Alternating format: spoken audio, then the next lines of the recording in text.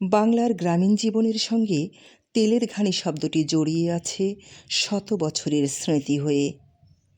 গ্রামাঞ্চলে একসময় ঘানির শব্দ ছিল চিরপরিচিত। সরিষা, তিল, নারকেল কিংবা তিসি ভেঙে তেল বের করার এই প্রাচীন পদ্ধতিটি শুধু জীবিকার মাধ্যম ছিল না, এটি ছিল গ্রামীণ ঐতিহ্যের এক অবিচ্ছেদ্য অংশ। ঐতিহাসিকভাবে ভারতীয় উপমহাদেশে সরিষার তেলের ব্যবহার প্রায় ৩,০০০ বছরেরও পুরনো।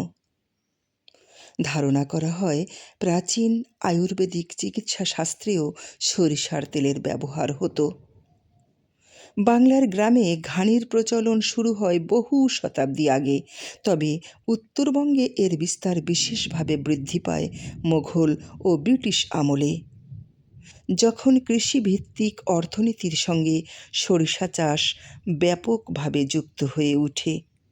রংপুর, দিনাজপুর, কুড়িগ্রাম, গাইবান্ধা ও নীলফামারীর বিস্তীর্ণ জমিতে শীতকালে সরিষা চাষ ছিল অত্যন্ত জনপ্রিয়।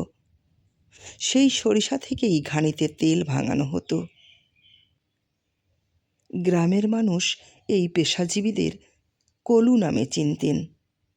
কলুর বলদ কথাটি বাংলা প্রবাদেও জায়গা করে নিয়েছে। সাধারণত এটিতে একটি বড় কাঠের বা পাথরের ঘানি থাকত। বলদ ঘুরে ঘুরে এই ঘানি চালাতো, আর ধীরে ধীরে সরিষা ভেঙে বের হতো সোনালি রঙের ঘন তেল। এই পদ্ধতিকে ঘানি ভাঙা তেল বলা হতো। আধুনিক যন্ত্রের মতো এতে অতিরিক্ত তাপ তৈরি হতো না বলে তেলের স্বাদ, ঘ্রাণ ও পুষ্টিগুণ অনেকটাই অক্ষুণ্ণ থাকত। উত্তরবঙ্গের সমাজ জীবনে তেলের ঘানির ভূমিকা ছিল বহুমাত্রিক। রান্নার কাজে সরিষার তেল যেমন অপরিহার্য ছিল, তেমনি শীতকালে শিশুদের শরীরে তেল মাখানো, বৃদ্ধরা গোসলের আগে রোদে বসে শরীরে তেল মেখে নিত, নারী পুরুষ উভয়ই গোসল শেষে সরিষার তেল গায়ে না মাখলে নিজেকে অসম্পূর্ণ ভাবত। এই তেল লোকজ চিকিৎসা, এমনকি বৈবাহিক ও ধর্মীয় নানা আচারেও ব্যবহার করা হতো। গ্রামের হাটে ঘানি টানা তেলের আলাদা কদর ছিল। অনেক দূর দূরান্ত থেকে তেল কিনতে আসতো। তখনকার দিনে তেলের বিশুদ্ধতা যাচাইয়ের প্রধান উপায়ই ছিল ঘানির তেল। এক সময় উত্তরবঙ্গের প্রায় প্রতিটি বড় গ্রামেই এক বা একাধিক ঘানি ছিল।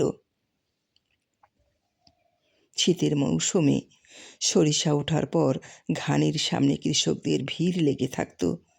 কেউ সরিষা দিয়ে তেল ভাঙত, কেউ আবার খৈল নিয়ে যেত। ফলে ঘানিকে কেন্দ্র করে ছোট অর্থনীতি গড়ে উঠেছিল। কিন্তু সময়ের পরিবর্তনের সঙ্গে সঙ্গে এই ঐতিহ্য হারাতে শুরু করে। ৮০ দশকের পর থেকে বৈদ্যুতিক মেশিন ও শিল্প কারখানায় তৈরি সয়াবিন তেল বাজার দখল করতে থাকে। দ্রুত উৎপাদন, কম খরচ ও সহজলভ্যতার কারণে ঘানি শিল্প ধীরে ধীরে পিছিয়ে পড়ে। বলদ পালনের খরচ, জায়গার অভাব এবং শ্রমিক সংকট এর পতনের অন্যতম কারণ হয়ে ওঠে। এখন উত্তরবঙ্গের অধিকাংশ গ্রাম থেকেই সেই কাঠের ঘানি প্রায়ই বিলুপ্ত। বর্তমানে কিছু জায়গায় আধুনিক মোটর চালিত কাঠের ঘানি দেখা যায়। বিশেষ করে কোল্ড প্রেস বা ঘানি ভাঙা সরিষার তেল আবার নতুনভাবে জনপ্রিয় পাচ্ছে। মানুষ এখন স্বাস্থ্য সচেতন হওয়ায় খাঁটি ও রাসায়নিক মুক্ত তেলের প্রতি আগ্রহ বাড়ছে।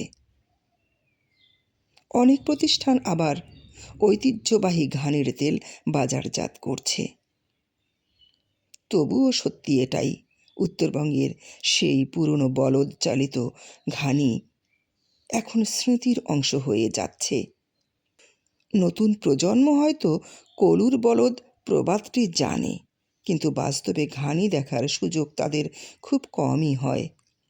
অথচ এই ঘানির সঙ্গে জড়িয়ে আছে বাংলার কৃষি, লোকসংস্কৃতি ও গ্রামীণ সভ্যতার দীর্ঘ ইতিহাস।